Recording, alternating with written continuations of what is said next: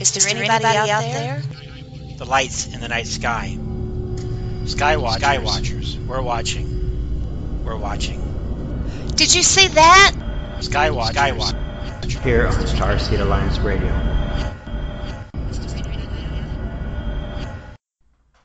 Hi, this is your host, author Deborah Jane East, and just giving an update. This is part 2 of my interview that we broadcast live from Roswell, New Mexico with author James Welsh. His new book just came out today on Amazon, which is Corroborating Evidence, the UFO Story of the Millennium. And we want you to know that you can purchase his book there on Amazon, and you can also go to starseedpublishing.com. And you can also find out all his links on skywatcherradio.com. Looking forward to a great interview, and just want to say congratulations to James Welsh. And without further ado, here is our interview live from Roswell. This is author Deborah Jane East, and we're broadcasting from Roswell, New Mexico. And I've had a wonderful time here. The people in Roswell are so nice, and everybody is just so helpful. I've really enjoyed seeing all of the tourist sites, the UFO museum, and the town is, it's beautiful. It's not what I expected, but I have a guest here tonight with me. His name is James Welch, and he has a really incredible new book coming out, and it's called Corroborating Evidence, the UFO Investigation of the Millennium, and it has an introduction in the book by Ron Halliday. And I spent most of the night reading over this book, and I'll have to say that I think that a lot of people are going to be shocked at not only the detail to his information, but the credibility, all the people that helped him and some of the big names out there. And I just want to say I can't wait for your book to come out. So how are you doing this evening, James? I'm brilliant. Thank you very much, Deborah. Yeah, thank you. Thank you for the introduction. Well, I just want to say, in our last interview, we talked a little bit about your events, in December of 1999, when you had a few different sightings of the UFOs. I want you to talk a little bit this time about your dream sequence. Could you explain a little bit about that? Yes. Okay. Directly after my first 2 sightings on December the 4th, 1999, I experienced a really strange dream. And in the dream, basically, I was in complete darkness. Nothing below me, nothing above me, nothing inside, just complete darkness. And I felt like just a pair of eyes in the dark. That was it. And eventually, I have started to notice a flashing which was going on in front of me. And I was watching this flashing for some time before I actually became conscious that I was actually looking at this flashing light in front of me. Now eventually I've started to sort of focus on it, or my mind has started to focus on it. And that's when I realised it was a UFO that I'd seen, just prior to that. But I'm not, I don't know I'm awake and I'm asleep. I just became conscious in my dream that I was looking at the UFO. And at that very moment I jumped in my bed as if I'd done a high jump right out of bed. It's as if somebody had just, put, electric wires into my bed and just gave me a high voltage shock. So, yeah, I got up and I was just completely, I need to go to Egypt. And within a couple of days I decided, I went and booked a ticket to go to Giza for the Millennium, which was incredible. So that was all good. But it was later that I found that there was parallels with my dream with other abductee sightings. For Thomas Gary Woods, who was abducted in 1992 in Edinburgh, in Scotland. They drove through what they called a wall of light, which looked like a detuned television set. And once they drove through this, they says they were in complete darkness, and they didn't know if they were in the van or whatever. They couldn't see nothing. So there was parallels with my own dream, along with other abductees, and also found 2 other UFO eyewitnesses from December 1999 also experienced dreams. And one woman woke up crying and screaming at the same time, and the other one woman woke up screaming. And I woke up, obviously I was quite concerned, I was quite on edge, I was quite frantic that day, but I was quite calm at the same time. It's a bit weird, but yeah, within 2 days of that dream, I booked a ticket to Egypt for the millennium, and off I went, expecting something big to happen during the transition of the millennium, because obviously they were going to cap the Great Pyramid on the stroke of midnight that night, and I was looking forward to seeing that happening, but unfortunately that got cancelled. But so yeah, the dream was odd, but I never really gave it too much relevance at first. It wasn't until later that I started to think back to it and some of the connections with other goings on, so that was quite strange.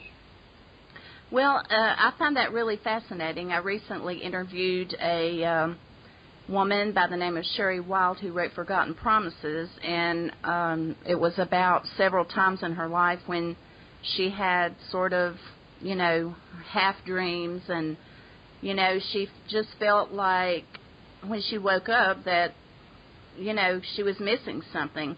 Did you ever notice or feel like that you had lost time? On the sighting that I had with my friend Christine on December the 11th, this is where it all started getting really weird, because my first sighting took place on December the 4th at 4:45 a.m. My next sighting was at 5 o'clock, okay? But 6 days later, on December the 10th, my next sighting was at 16:45, so it was exactly 12 hours short of a week from my first sighting. And obviously I made a note of the time there and stuff, and that's quite interesting. But fast forward another 12 hours to 4:45 on December the 11th, exactly 1 week down to the hour and minute from my first sighting, I had a close range sighting, which involved 3 UFOs, one which came across, and me and my friend ran in the lane to see it as it sort of crossed, and then it stopped dead, and another one literally manifested right beside it, and the two of them started exchanging light patterns, and we stood watching this the lane for a moment or two when a third object appeared a lot higher up, and that let out a strobe light several times. It went boom, and that's when the whole lane ran about me and my friend lit up for just a brief second, or a brief moment, and when it did, light bounced about everywhere within the light all at the same time, and then it went off, and we were literally blinded for about 30 seconds before we could see again. By that time, all 3 UFOs had departed. But then we went down to a big bit of open ground where there's a lot of available sky, and we stood there. So that was from 4:45. That was exactly a week from my first sighting. But as I say, we went down to a big bit of open ground, and we stood there until I think it was 6:45 in the morning. So that's 2 hours. We were basically down standing observing UFO activity over the south side of Glasgow, and basically it went in half the time. So it went in the space of an hour, and yet 2 hours had elapsed. So we both found that quite interesting, how the time had just flew in. But we were quite inclined to believe that we had stood there for that long because we were captivated by what we were watching. You've got to bear in mind as well, it's Glasgow in December, it's absolutely Baltic, so it had to be a good reason for us to be standing there as long as we did. But as I say, it went in the space of an hour, so we lost about an hour's time, which was, again, quite interesting, especially after the two of us had this CE2 encounter, and the objects were only 550 feet away maybe. I think it was 528 feet, and Google measured it. But yeah, very interesting indeed, so that was quite interesting when I started finding time relevance to this. I found it interesting why I had a close encounter exactly a week to my first sighting down to the hour and a minute, so that was very interesting. Have you started keeping a diary, or when all this was happening, did you write down all the facts and everything? Because your attention to detail is remarkable. Yeah, it's really mad because I sort of have all this information programmed in me, and I mean, I'm able to tell you, what happened what day, but basically, a lot of it revolves around the actual UFO report that I made, and then I was able to determine, I've got a date for the day I made the report. I know what happened the day before that, and then blah blah blah blah blah. So it was quite, I don't know, second nature for me. It's like driving. It's second nature for me to know what happened on these dates. I mean, that was the 4th, the 10th, the 11th, the 14th, the 15th, and the 25th of December. So it's no something. It's not as if it was a distant light in the sky or nothing. It was like repeated up close and personal UFO encounters. And I mean, as the one we're talking about the missing time, that event on December the 11th, at one point during that sighting, we seen a UFO which sort of zigzagged over, and then it came right down behind a block, a tower block, a high flats, and it went right down behind this building, and then came back up again before moving away. And this, we were able to determine the size of the UFO against the size of the building as it dipped behind it. So, I mean, very, something that can't be mistaken for, a flock of geese, or whatever they want to call these things, So, very interesting. But, so that is very interesting. We're going to take a short commercial break, and we'll be back with our guest, James Welsh. Looking for a good time? ModernLovebooks.com. The one place to find that special book for that special time. ModernLovebooks.com. Starseed Alliance Radio. The message we all need to embrace. We are all one. And we're all from stardust. The remnants of the stars is not only what makes up the universe, but it's also what makes up all life, including human life. We don't live in the universe. We are the universe. Starseed Alliance Radio, StarseedAlliance.com. You are not alone. We are all one. Skywatchers Radio, I'm your host, Dr. Deborah Jane East, and we're talking with James Welsh, and his new book is called Corroborating Evidence, that will be out in the next month or so, and it is, the subtitle is The UFO Investigation of the Millennium.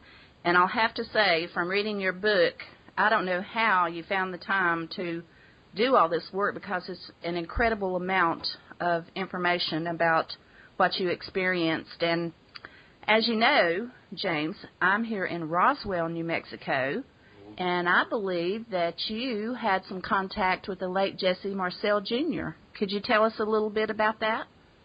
It was, God rest his soul, it was shortly before he sadly passed away. I was able to send him some of the videos that I'd made on my NASA research on the STS-103 images, and basically gave me the thumbs up on my, on my post or whatever.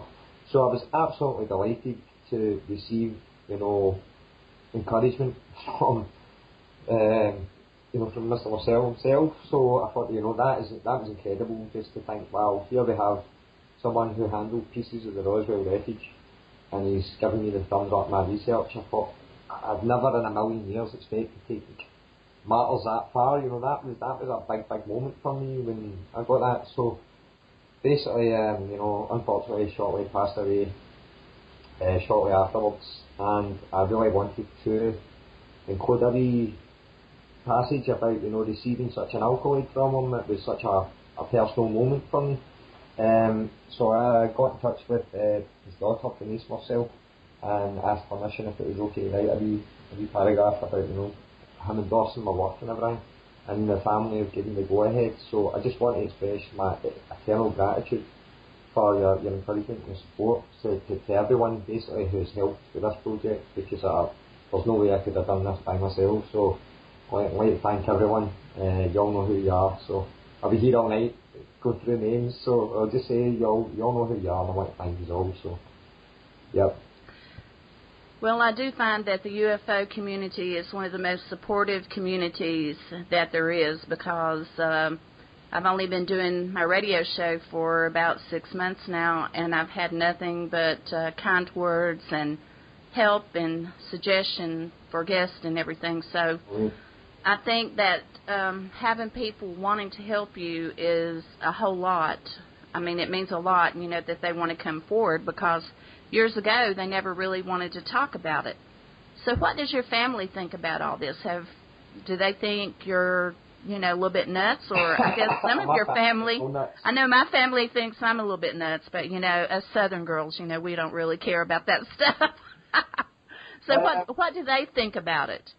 No, I mean, from day one, you know, obviously, they've let me do my own thing, you know, and, you know, pursue this, because, you know, I've been like, you know, a pit bull terrier, you know, I'm just not letting go of this. I've got a good clench here, and I'm just, you know, so I've got my teeth stuck into it, and it's just, I've had a passion for it, because obviously it changed my life, these sightings. At the time, as I say, I felt that I had a responsibility to go running to the world screaming about what I seen, because I felt it was too important just to experience something like that and not do something about it. That would be very negligent. That would be a bad attitude. So, as I say, I started out with nothing but a letter from the Ministry of Defence telling me, no, there's no corroborating evidence, and I knew that not to be true. And that was just basically, you know, I had the will to dig away, and I've been digging away all these years, you know, up to my eyes in it.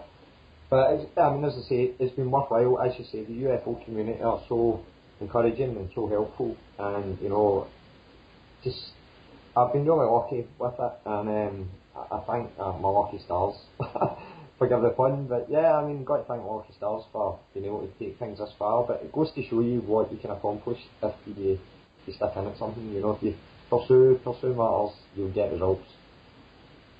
Well, you know, a lot of different countries have said that they have released all their UFO information.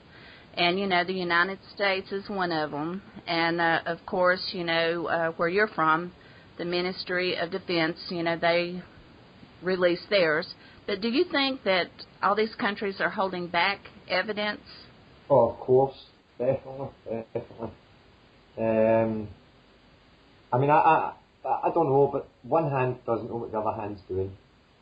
But yeah, there has got to be some sort of, you know, control somewhere over this. I mean, as John Greenwald pointed out, you know, the pilots are still filling in these forms that are going to NORAD, and, you know, he's proved beyond a doubt that, you know, the military intelligence is still looking into UFO sightings, even though they deny they've been doing it since 1969.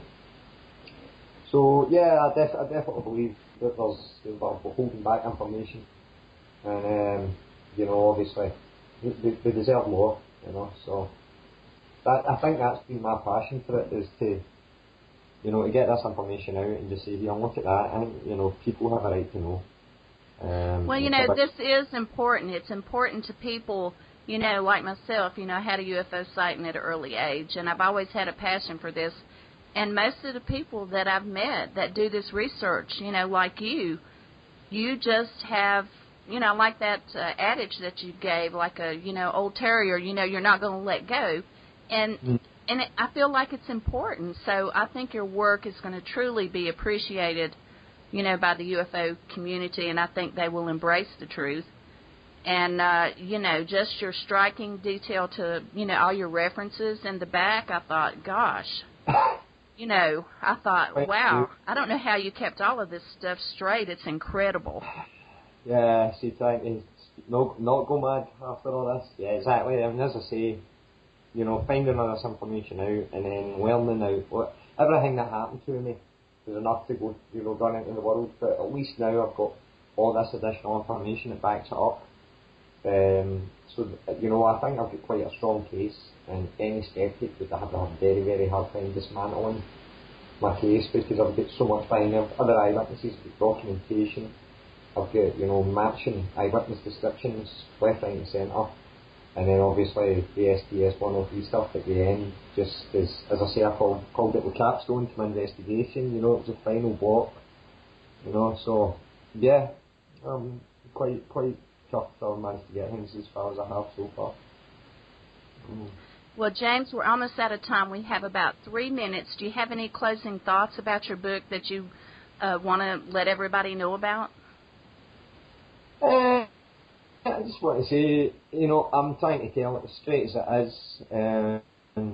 All the information is available, so I mean it's a case of if anybody wants to go and look up these, the links and everything, all the information's there in more detail. I mean I've just done a quick summary over a lot of eyewitness accounts, but you really want to have a look at the actual original source material as well and see the in-depth reports and judge for yourself. But I think the evidence stands for itself, and I think NASA's got a lot of explaining to do with regards to what this is, because if UFOs don't exist, what we're looking at in this image, I mean, it's not the interior of the shuttle, and obviously I think it's 100% pretty much certain that we are looking at the shadow of the Hubble telescope on the hull of this unidentified object, and that the evidence is evident on the images. It's just a case of doing the analysis and having a look at it. So yeah, I mean, all I've done is just do this and try and get my work out there and see, have a look at this. Look what I found. I think that's just it. Look what I found. Well, it's truly an amazing book, and I will be glad to put the link on Skywatcher's radio show Facebook page when your book comes out, with a link for everybody that wants to read this book, and I hope they will. But in the meantime, you have a Facebook page, and it's James Welsh, is that right? Yes. That's spelled W-E-L-S-H. And I want to tell everybody who's listening, go like his page so you can keep up with all the details of his oncoming book. And James, from myself and from all the people down here in Roswell, New Mexico, all the people in the United States, all over the world, we want to thank you for putting your heart and soul into a book that is going to mean a lot to a lot of people who are working for disclosure. Thank you so much for being my guest. Thank you very much, Sarah. It's been brilliant. Thank you. I'm jealous. I'm so jealous. Well, it's been a pleasure. Thank you so much. Thanks, everyone, for listening to Skywatcher's radio show. We're signing off from Roswell, New Mexico. You've been listening to Skywatcher Radio Show. Is there anybody out there? If you'd like to be a guest on the show, contact us through our website, skywatcherradio.com, or on our Facebook page.